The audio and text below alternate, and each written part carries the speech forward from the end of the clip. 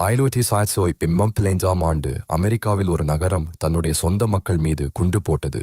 நேரடி தொலைக்காட்சியில் பிலடெல்பியா நகரில் மூவ் என்ற கருப்பின ஆர்வலர் குழு வசித்த வீட்டின் மீது போலீஸ் ஒரு இராணுவ வெடிகுண்டை ஹெலிகாப்டரில் இருந்து வீசியது. மே 13, 1955 தீ பற்றி எரிந்தது. அண்டை வீடுகளுக்கும் பரவியது.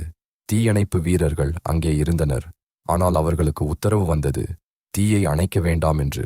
நகர அதிகாரிகள் தீயை வேண்டுமென்றே பரவவிட்டனர். 11 பேர் இறந்தனர். அவர்களில் 5 குழந்தைகள். 61 வீடுகள் சாம்பலானது. முழு தெருவே அழிந்தது.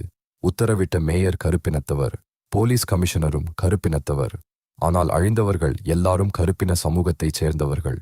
எந்த அதிகாரியும் கைது செய்யப்படவில்லை. யாரும் சிறை போகவில்லை. மேயர் பதவியில் தொடர்ந்தார். ஒரு முழு அமெரிக்க நகரம் தன் மக்களை எரித்தது. பிறகு உலகம் மறந்துவிட்டது. இது வரலாறு மறைத்த உண்மை.